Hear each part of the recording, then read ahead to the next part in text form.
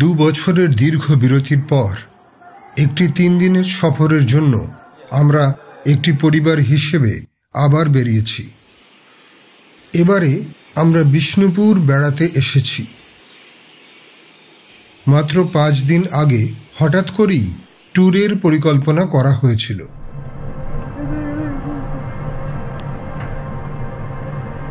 ভোর 4:30-এ ঘুম থেকে উঠে একটি টোটো নিয়ে যাই হোক, আমি যেতে যেতে আমার রুমে একটা গিফট রেখে এসেছি পিঁপড়াদের জন্য। সেটা হচ্ছে একটা মরা মাছ। উলুবেড়িয়া স্টেশনে গিয়ে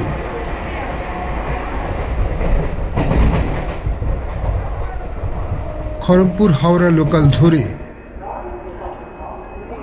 শালিমার টার্মিনাস রেলওয়ে স্টেশনে সময় মতো পৌঁছে আরণ্যক এক্সপ্রেসের এসি চেয়ার কার C1 কোচে চড়ে আমরা 3.5 ঘন্টার বিষ্ণুপুর যাত্রার জন্য আমাদের সিটে গুছিয়ে বসলাম।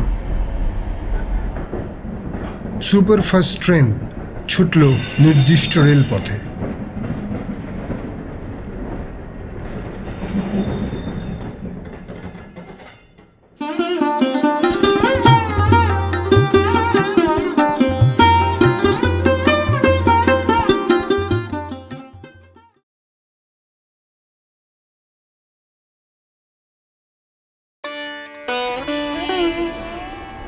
বিষ্ণুপুর পোড়ামাটির মন্দির, হস্তশিল্পের শিল্পকর্ম এবং বালুচরী শাড়ির জন্য বিখ্যাত।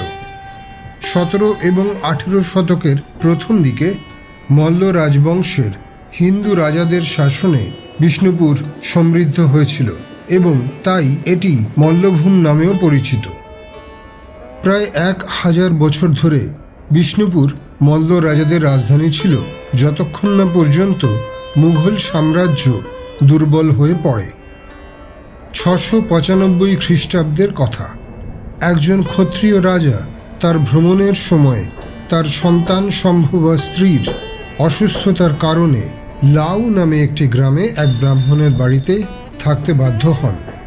এই গ্রামটি পশ্চিমবঙ্গের আজকের বাঁকুড়া জেলার কতুলপুরের কাছে অবস্থিত ছিল। রাজার স্ত্রী একটি সন্তান প্রসব করেন কিন্তু মারা যান।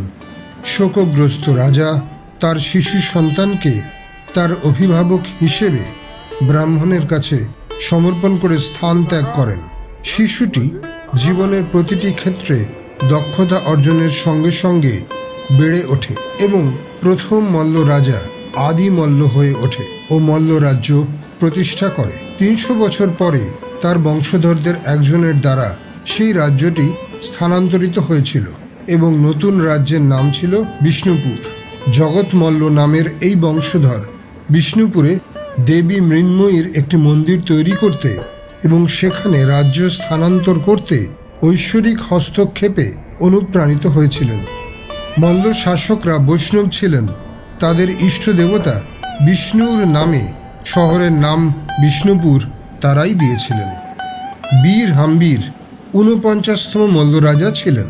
বৈষ্ণব গুরু শ্রীনিবাস আচার্যের সাথে আলাপচারিতার পর বীর হাম্বির তার শিষ্য হন এবং মল্ল রাজ্য বৈষ্ণব সংস্কৃতির কেন্দ্রস্থলে পরিণত হয়। তার গুরুর সাথে বৃন্দাবন ভ্রমণের পর রাজা বৈষ্ণব কাঠামো এবং মন্দির নির্মাণ শুরু করেন, যা তার বংশধরদের দ্বারা অনুসৃত হয়েছিল এবং স্পষ্টতই বিষ্ণুপুরকে বাংলার সবচেয়ে আলোচিত মন্দির শহরে পরিণত করেছিল। 17 এবং 18 শতকে এই স্থানে বিখ্যাত পোড়ামাটির মন্দিরগুলি নির্মাণ করা হয়েছিল এবং এখানেই সম্ভবত ভারতবর্ষের সবচেয়ে উজ্জ্বল এবং বিশদ পোড়ামাটির কাজ রয়েছে, যা সময়ের বিপর্যয় সহ্য করে আজও মাথা উঁচু করে দাঁড়িয়ে। দেখ মামা উল্টো দিকে যাচ্ছে। আরে দূর বাবা,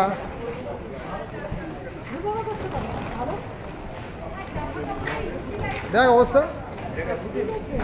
চলো চলো হাঁটো, চিন্তা নেই। উল্টো পড়ে গেলে বলবে, কে জানে।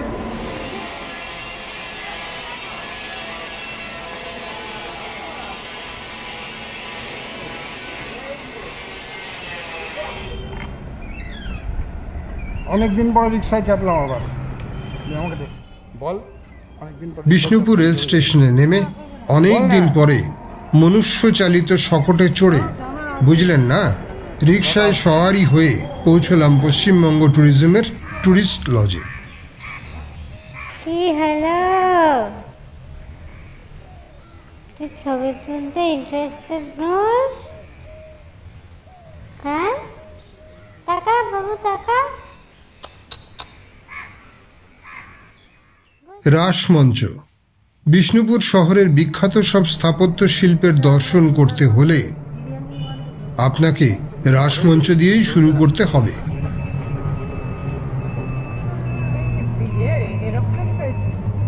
বিষ্ণুপুরের বেশিরভাগ বিখ্যাত মন্দিরগুলি এএসআই দ্বারা পরিচালিত হয়। এখানেই রয়েছে এএসআই এর টিকিট ঘর। এখানেই আপনাকে রাসমঞ্চ, জোড় বাংলা বা কেষ্টরায় মন্দির এবং শ্যামরায় মন্দিরের প্রবেশের জন্য টিকিট কিনতে হবে। ভারতীয়দের জন্য টিকিটের মূল্য 25 টাকা, যা দিয়ে ওই 3টি মন্দির দর্শন করা যাবে। মল্লরাজা বীর হাম্বির আনুমানিক 1600 খ্রিস্টাব্দে এই রাসমঞ্চটি নির্মাণ করেন।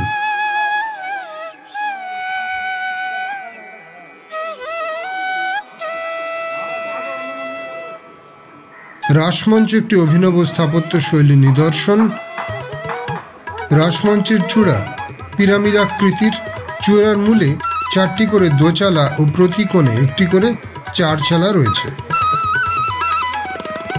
মঞ্চের বেদিটি মাকড়া বা ল্যাটেরাইট পাথরে নির্মিত, যা লোকালি পাওয়া যায়। বেদিটির উচ্চতা 5 ফিট ও দৈর্ঘ্য 73 ফিট। মঞ্চটির মোট উচ্চতা 30 ফিট।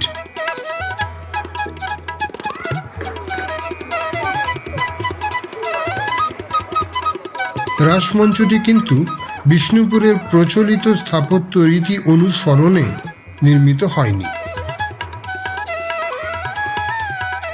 রাসমঞ্চের গর্ভগৃহটিকে ঘিরে রয়েছে 3 প্রস্থ খিলানযুক্ত দেওয়াল।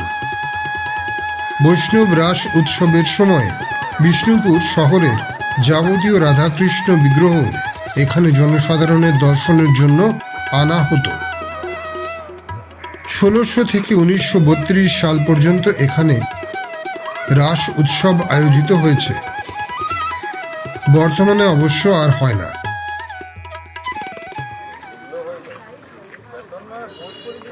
জোড় বাংলা মন্দির, কেষ্টরায় মন্দিরও বলা হয়। মন্দিরটি 1655 সালে মল্ল রাজা রঘুনাথ সিংহ দ্বারা নির্মিত হয়েছিল।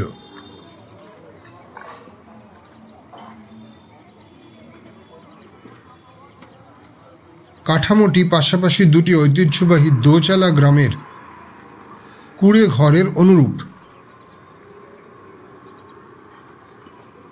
এই জোড়া কুড়ে ঘরের বাঁকা ছাদটি একটি 4 চালা শিখর দ্বারা ঘেরা।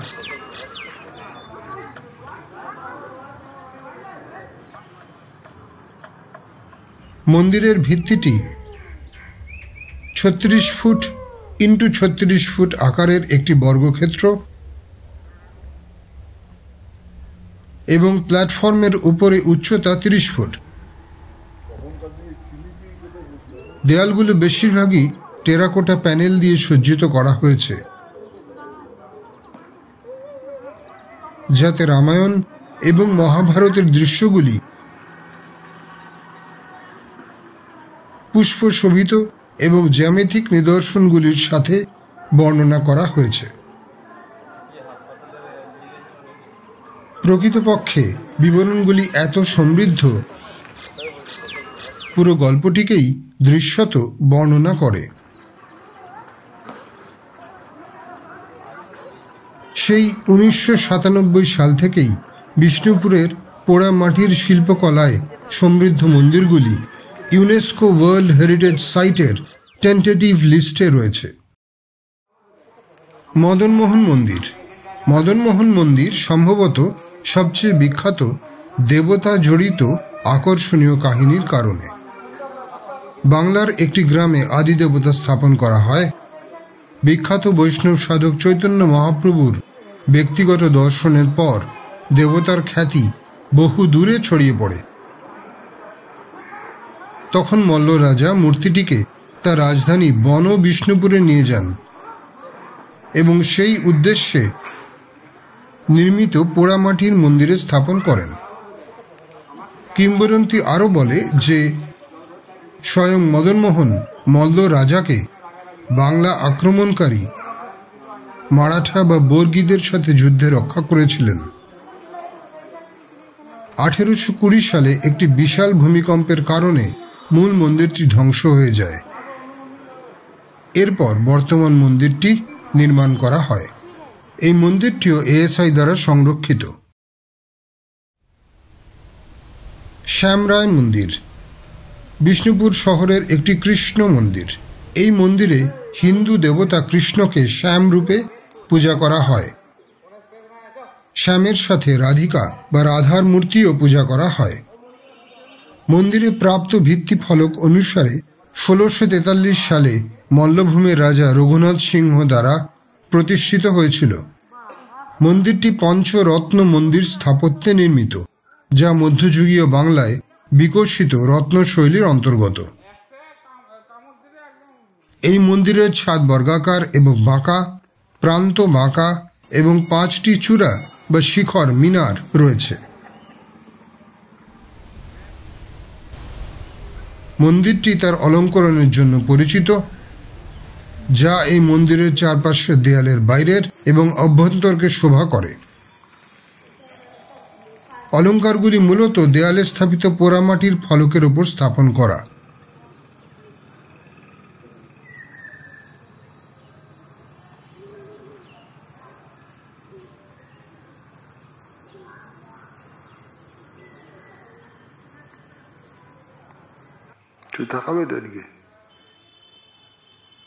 মন্দিরের দেয়ালগুলি সুন্দর ফুলের নকশা, কৃষ্ণ লীলার দৃশ্য, পুরাণ সাহিত্যের পর্ব, জ্যামিতিক ও পুষ্পশোভিত নিদর্শনের নকশা এবং রামায়ণ ও মহাভারতের দৃশ্য দ্বারা সজ্জিত। বিষ্ণুপুরের পর্যটন আকর্ষণ একটি কামানও, দলমাদল কামান। এই সব ঘটনা যে সময়ের, তখন বিষ্ণুপুর ছিল বীর মল্ল রাজাদের রাজভূমি এবং অষ্টাদশ শতকে বাংলায় তখন চলছে ঘোর যুদ্ধ বিগ্রহ। আজ বর্গী আসে তো কাল অন্য হানাদার। মহাভারতের যুদ্ধে শ্রীকৃষ্ণ অস্ত্র হাতে না নেওয়ার প্রতিজ্ঞা করেছিলেন। একবার রথের চাকা তুলে নিলেও সঙ্গে সঙ্গেই নিরস্ত্র হয়েছিলেন। কথিত আছে, এমনই এক বর্গী হামলার সময় মল্লরাজের পরাজয় যখন নিশ্চিত, মদনমোহনের মন্দির থেকে স্বয়ং ভগবান বেরিয়ে এসে কামান চালাচ্ছেন বর্গীদের লক্ষ্য করে, আর ঈশ্বর তাদের হয়ে যুদ্ধ করছেন।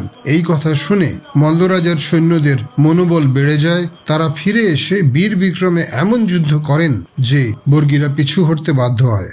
সেই থেকে বাংলার বুকে বীরত্বের প্রতীক হয়ে থাকে দলমাদল কামান। বিষ্ণুপুরে আরও কয়েকটি দর্শনীয় স্থান রয়েছে।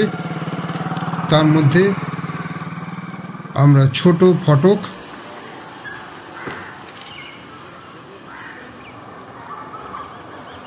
গুমঘর, রাধেশ্যাম মন্দির,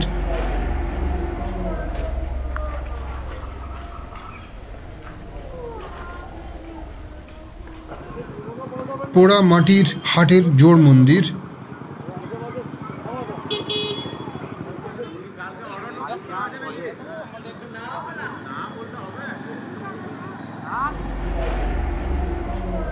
ছিন্নমস্তা মন্দির দেখে সন্ধ্যের পরে টুরিস্ট লজে ফিরলাম। প্রথম দিনের ভ্রমণ সাঙ্গ হল।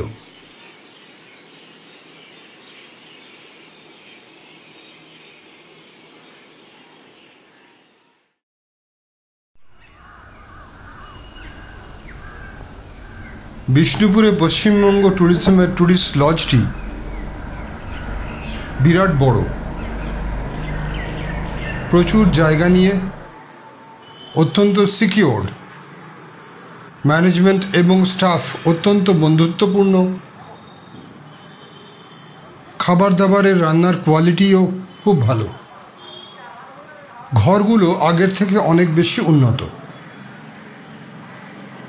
আপনি বিষ্ণুপুর ভ্রমণের পরিকল্পনা করলে এই ট্যুরিস্ট লজে থাকার কথা অবশ্যই ভাববেন।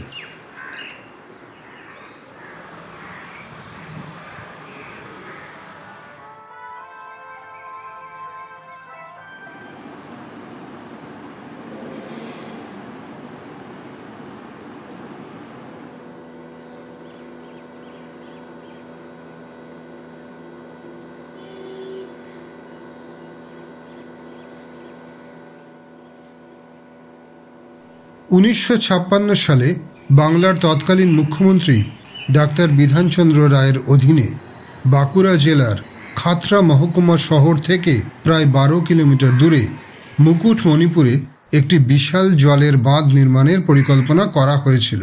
এই বাঁধটি বাঁকুড়া, পুরুলিয়া, পশ্চিম মেদিনীপুর এই তিনটি খরা প্রভাবিত এলাকায় কৃষি জমিতে তীব্র গ্রীষ্মের মাসগুলোতে সেচের সুবিধে প্রদান করার জন্য তৈরি করা হয়েছিল। বিষ্ণুপুর থেকে দূরত্ব 69 কিলোমিটার, যেতে ঘন্টা দেড়েক সময় লাগে। অতটা দূরে যাব কি যাব না ভাবতে ভাবতেই একটা গাড়ি ঠিক করে সকাল 11টার সময় বেরিয়ে পড়লাম মুকুটমণিপুরের উদ্দেশ্যে।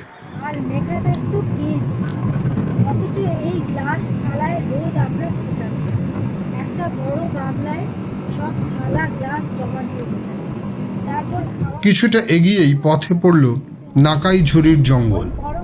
দুপাশে যত দূর চোখ যায় শালের ঘন জঙ্গল, মাঝখান দিয়ে রাস্তা, অপূর্ব দৃশ্য। গাড়ি থামিয়ে নেমেই পড়লাম।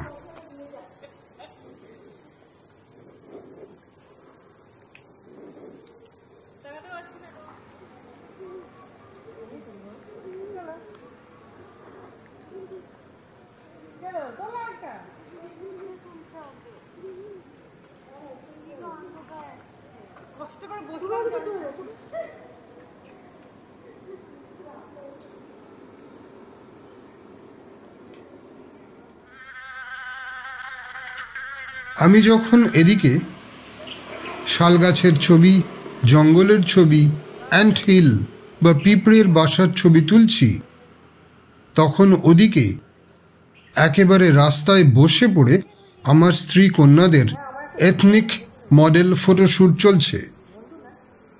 বলা বাহুল্য, ওদের ছবিগুলো কিন্তু চমৎকার হয়েছে। দেখুন, বেশ নতুনত্ব।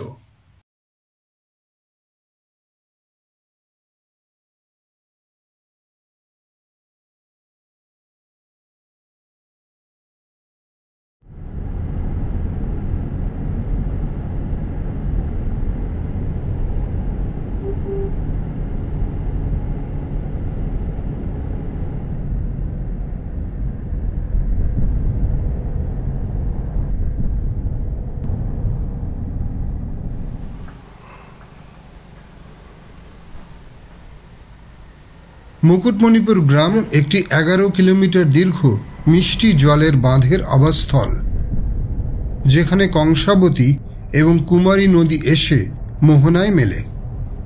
এটি একটি আদর্শ হারিয়ে যাওয়ার ঠিকানা, যেখানে ভারতের দ্বিতীয় বৃহত্তম মাটির বাঁধটি মুকুট বা মুকুটের মতো রহস্যময় টিলা দ্বারা বেষ্টিত। দুটি নদীর সঙ্গমে অবস্থিত, ভিড় এবং শহরের কোলাহল থেকে দূরে মুকুটমণিপুর পর্যটকদের জন্য স্বপ্নের গন্তব্য হতে পারে।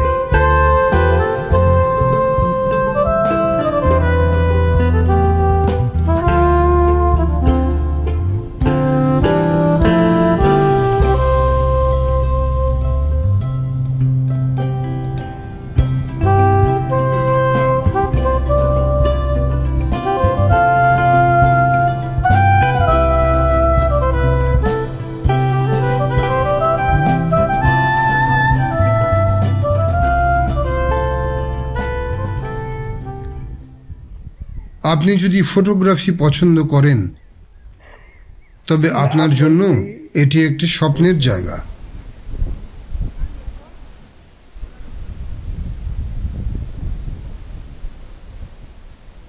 আমি নিশ্চিত, বাজি রাখছি, আপনি এই দুর্দান্ত ফ্রেমগুলো ক্যাপচার করা থেকে নিজেকে প্রতিহত করতে পারবেন না। আর যদি সূর্যাস্ত বা জ্যোৎস্না রাত পেয়ে যান তাহলে তো কথাই নেই।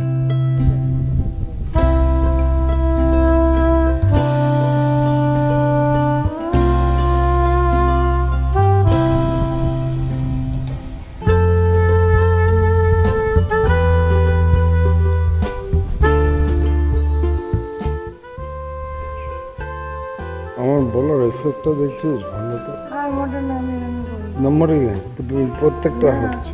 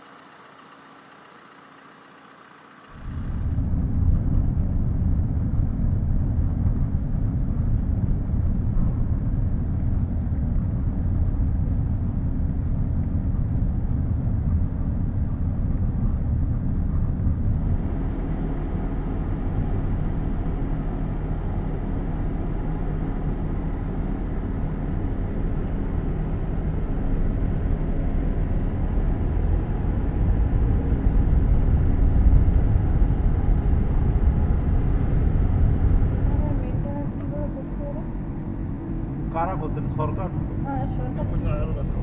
তারপরে ছিল অতটা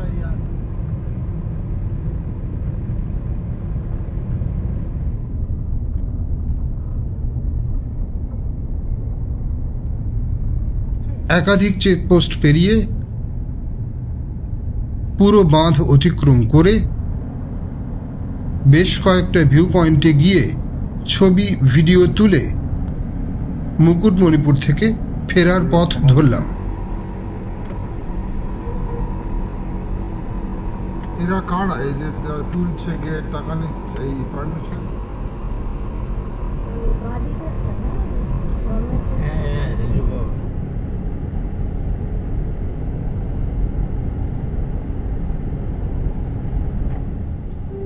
দ্বিতীয় বিশ্বযুদ্ধ যদি শুরু হয় জার্মানির আস্ফালন দিয়ে, তো শেষ হয় জাপানের দৌরাত্ম্য এবং পতন দিয়ে।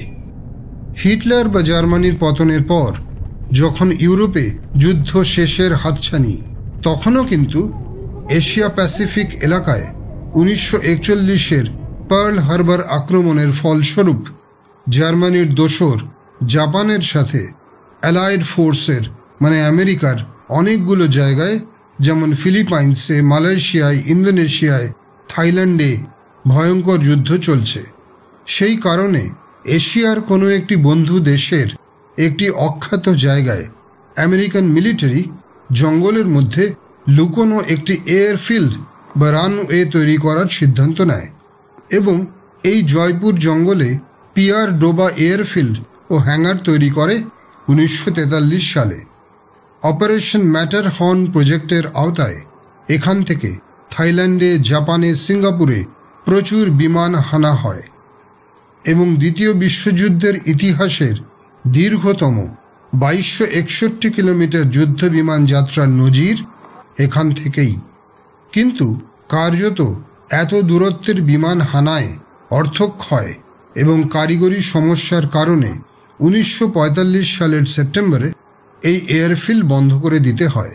তারপর থেকেই এটির অসংরক্ষিত দৈন্য দশা। বিষ্ণুপুর ট্যুরিস্ট লজে ফিরতে ফিরতে বিকেল 4:30 বেজে গেল। তখন দুপুরের ভাত খাওয়ার পরে আমার আর এনার্জি নেই। তার মধ্যে মুকুটমণিপুরে মুসাফিরানা ভিউ পয়েন্টে ভালো অ্যাঙ্গেলের ছবি তুলতে গিয়ে আমার আবার একটা ছোট্ট অ্যাক্সিডেন্ট হয়েছে। ক্যামেরা লেন্স বেঁচে গেছে, কিন্তু আমার ডান হাঁটুতে বেশ ব্যথা। তাই বিশ্রাম করতে আমি ঘরেই থাকলাম। কিন্তু আমার স্ত্রী কন্যারা একটু পরেই বেরোলো বিষ্ণুপুরের পোড়ামাটির শিল্পকলা দ্রব্যের কিছু শপিং করতে। বিষ্ণুপুরের যত পোড়ামাটির শিল্পকলার দোকান দেখবেন তার বেশিরভাগই তৈরি হয় বিষ্ণুপুরের নিকটবর্তী পাঁচমুড়া বলে একটি গ্রামে।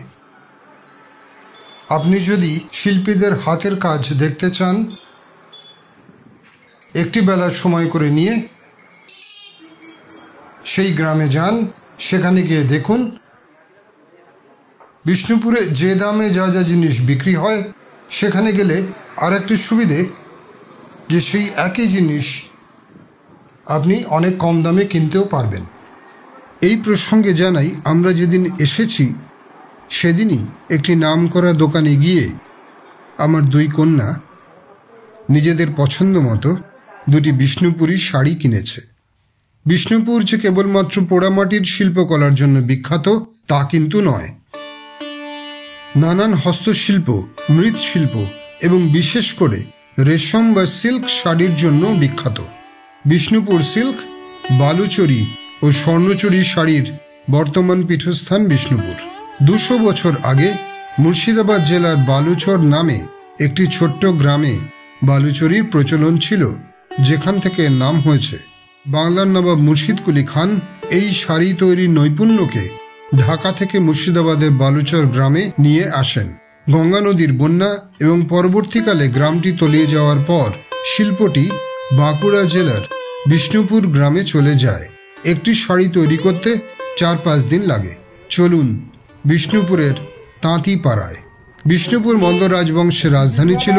পোড়ামাটির ইটের তৈরি মন্দির ছিল এই শাসকদের অন্যতম কৃতিত্ব। এই মন্দিরগুলির একটি বড় প্রভাব বালুচরী শাড়িতে দেখা যায়। পৌরাণিক কাহিনী, মন্দিরের দেওয়াল থেকে নেয়া এবং বালুচরী শাড়িতে বোনা বিষ্ণুপুরের একটি সাধারণ বৈশিষ্ট্য। ব্রিটিশ আমলে এই বালুচরী শিল্পের কদর কমে যায়। 20 শতাব্দীতে আবার বালুচরী শিল্পের পুনরুত্থান ঘটে। প্রথম স্টেপ মালবেরি বা তুঁত গাছ ফার্মিং, কোকুন চাষ বা সেরিকালচার। পশ্চিমবঙ্গের বহু জায়গায় সিল্ক ওয়ার্ম বা গুটি পোকার চাষ হলেও বেশিরভাগ রেশম সুতো আসছে ব্যাঙ্গালোর থেকে। দ্বিতীয় স্টেপ সুতো প্রক্রিয়াকরণ। সুতো নরম করার জন্য এটি সোডা এবং সাবানের দ্রবণে সিদ্ধ করা হয় এবং তারপর শাড়ির প্রয়োজন অনুসারে অ্যাসিড রঙে রং করা হয়। একটি বড় রিলে পেঁচিয়ে রাখা হয়। মোটিফ তৈরি। পল্লব বা শাড়ির আঁচল এবং বালুচরীর অন্যান্য অংশের মোটিফ তৈরি করা একটি জটিল প্রক্রিয়া। আচ্ছা, এই ডিজাইনগুলো কি করে হচ্ছে? ডিজাইনগুলো লোক আছে, ও যে আঁকে না সেই হিসাব করে আঁকে। যে ওই পাটা আছে না, এগুলো কাটে। লোক আছে কাটার জন্য, ডিজাইন করার জন্য আলাদা লোক, কাটার জন্য আলাদা লোক। আর মেশিন আছে, মেশিনের সিটগুলি ফাঁকে ঢুকছে, আচ্ছা দাঁড়ায় উঠে যাচ্ছে। আচ্ছা এই যে এটা আছে ওই ডিজাইন হিসেবে সুতো দেওয়া আছে না? হ্যাঁ, ওই উপরে আঁকশি করা আছে এরকম, হ্যাঁ হ্যাঁ ওই আঁকশিতে উঠে যাচ্ছে। ফুটোগুলো ঢুকছে, দেখো ফুটোগুলো সব জায়গায় আলাদা আলাদা ফুটো করা আছে, এক জায়গায় নেই না, আলাদা আলাদা ফুটোগুলোতে ঢুকে গিয়ে ডিজাইনটা সুতোটা তুলে দিচ্ছে, দিয়ে সুতোটা আমরা কাটিয়ে দিচ্ছি। এই যে ফুটোগুলোতে ঢুকছে এগুলো কি করে হচ্ছে? মেশিনের দ্বারাই হচ্ছে সব? হ্যাঁ, রঙিন মোটিফ বা নকশাটি একটি গ্রাফ পেপারে আঁকা হয় এবং কার্ড ব্যবহার করে পাঞ্চিং করা হয়।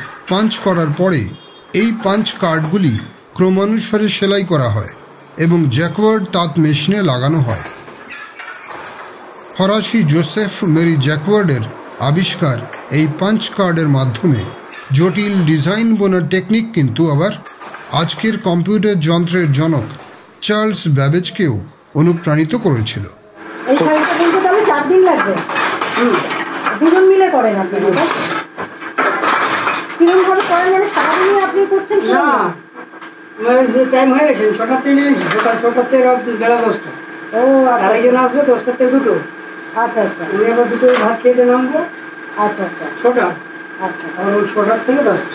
আচ্ছা। জ্যাকওয়ার্ড তাঁত চালু হওয়ার পর একটি বালুচরী শাড়ি বুনতে সময় লাগে 4 থেকে 5 দিন।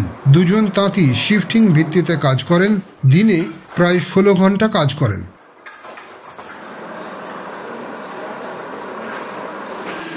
আমার একটি কাপড় 2000 টাকা। আচ্ছা, কতদিনে শেষ করবে তোমাদের? হ্যাঁ, কামাই করলে আমাদের কদিনে শেষ হবে এক একটা শাড়ি? 4 দিনে। ও বাবা, 4 দিনে 2000 টাকা দিচ্ছে দুজন করে।